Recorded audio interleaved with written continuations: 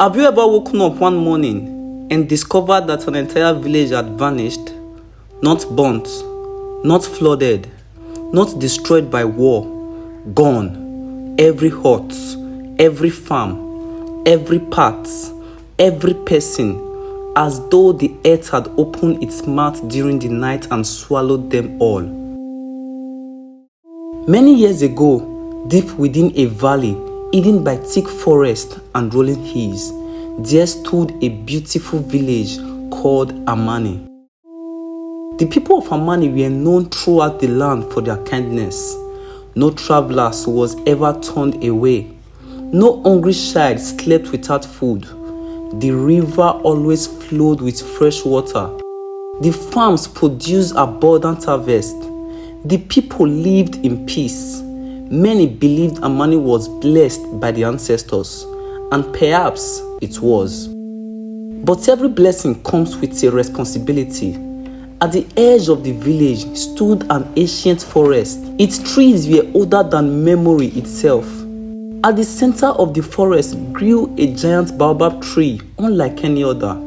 Its roots stretched across the earth like giant snakes. Its branches seemed to touch the sky. The villagers called it the spirit tree. According to legend, a powerful guardian spirit lived within it.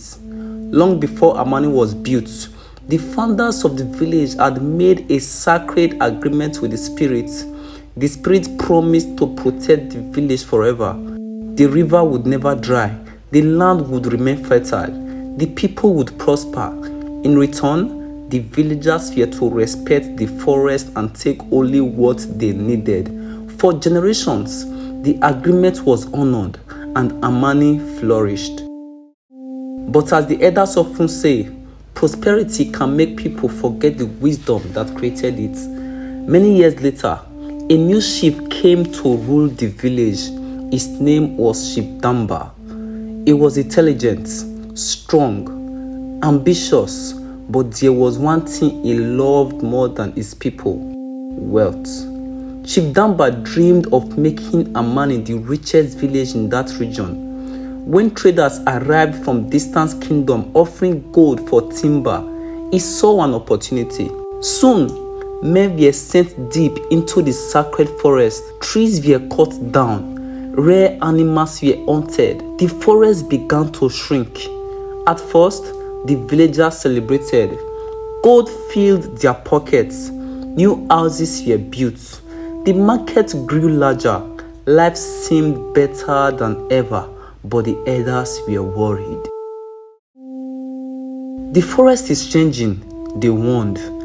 The agreement is being broken. Chief Damba laughed.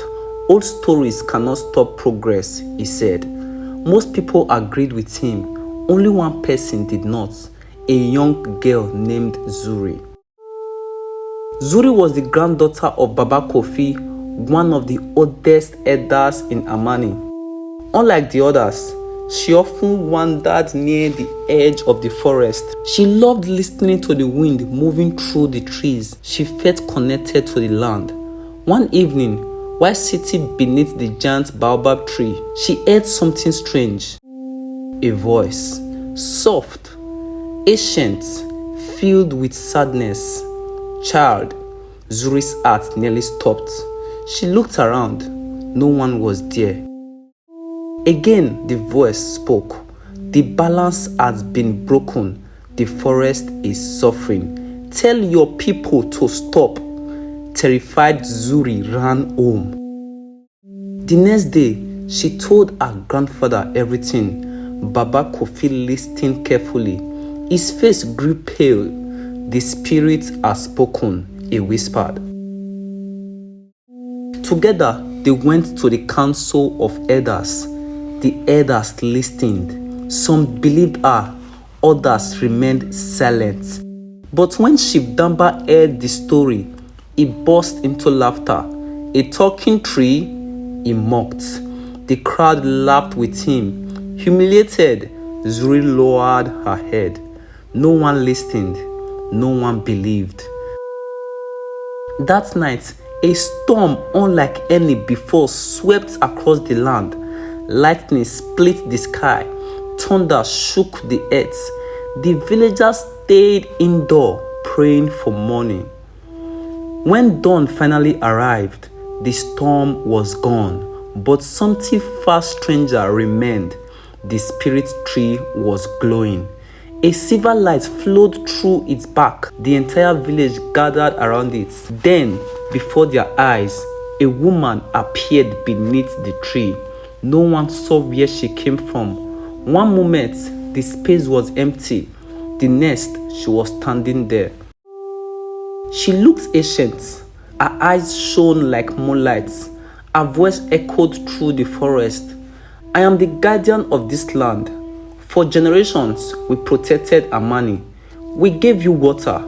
We gave you fertile soil. We gave you abundance. And this is how you repay us? Fear spread through the crowd. Even Chief Damba could not speak. The spirit pointed towards the forest. You have forgotten gratitude. You have chosen greed. You have 7 days to restore balance. 7 days, or lose everything. You will lose it all. Then she vanished, gone, as though she had dissolved into the air itself. Panic swept through the village. Many wanted to obey the warning. Many wanted to stop cutting the forest, but Chief Damba refused. He claimed the spirit was an illusion, a trick, a lie created by fearful minds.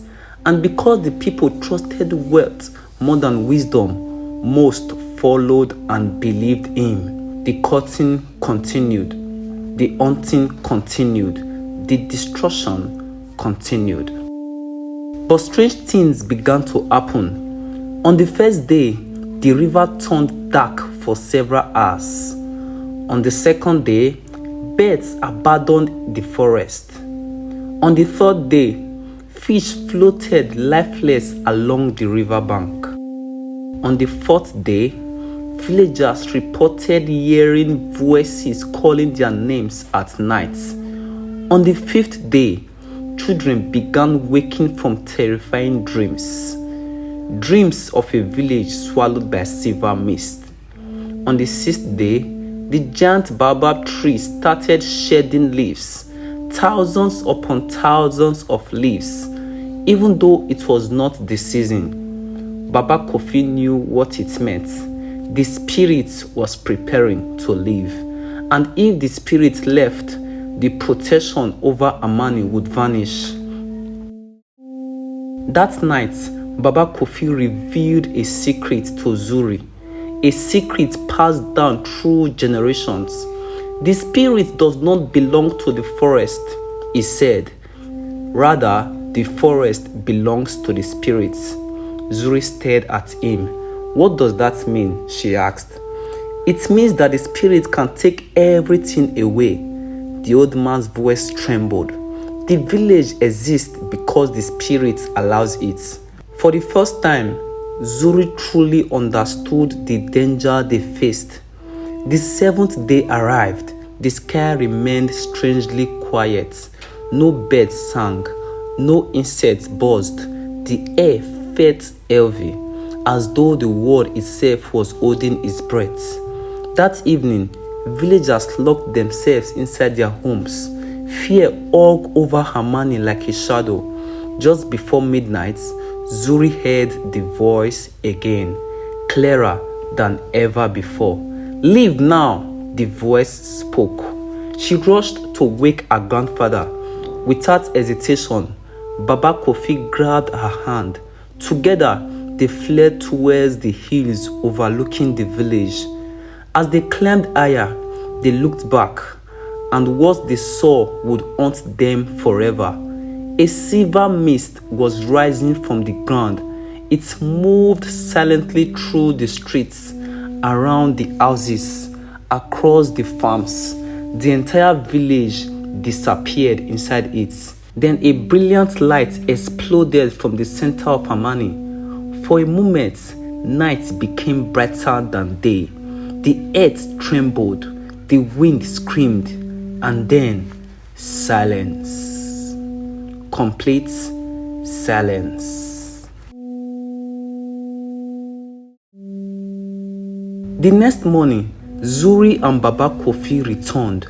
Their hearts were pounding, but nothing could have prepared them for what they found. The village was gone. Every hut, every path, every farm, gone. Not destroyed, not damaged, simply gone. White grass covered the land where Amani once stood. There was no sign that a village had ever existed. It was as if history itself had been erased. Years passed. The story spread across distant kingdoms. Travelers came searching for answers. Hunters searched the forest. Wise men studied the land. No one found the missing villagers. No one found Amani. The mystery became legend. Then, many years later, during a terrible drought, an old traveler became lost in the forest. As darkness fell, he noticed lights glowing through a thick mist. Curious, he followed them, and there, standing before him, was a village. Children laughed, women cooked meals, men repaired fishing nets. Everything seemed peaceful. It was Amani. The village welcomed him warmly. They fed him, sheltered him, and treated him like family. When morning arrived, the traveler prepared to leave. Before he could go, an elderly man approached him. "We were not destroyed," he said gently. "We were hidden." The traveler frowned. "Hidden?" The old man nodded. "The spirit did not punish us. It saved us. We had become consumed by greed. We were destroying the gift we had been given. The Spirit removed us from the world until humanity remembers how to live in harmony with nature."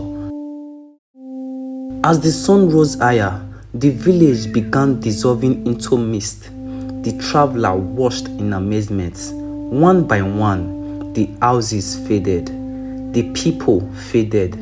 The roads faded until nothing remained, only an empty field. To this day, elders say Amani still exists somewhere between the world of humans and the world of spirits, waiting, watching, hoping, and its lesson remains as powerful as ever. When people forget gratitude, greed takes its place. When greed takes its place, destruction follows. Nature is not a treasure to be exploited. It is a gift to be respected. And those who ignore its warning may one day lose everything they hold dear. Perhaps that is why on certain nights, when the wind blows through the ancient forest, it sounds almost like distant voices from a hidden village, a village that disappeared. And that, my friends, is the story of the village that disappeared, Amani. Thank you for listening to African Folk Tales by Godstime. Until our next video, may wisdom guide your paths. Please, if you are coming across my channel for the first time, do well to click the subscribe button. It's free. Just click the subscribe button and turn on the post notifications so you can get notifications when we post more videos. Like and drop your comments.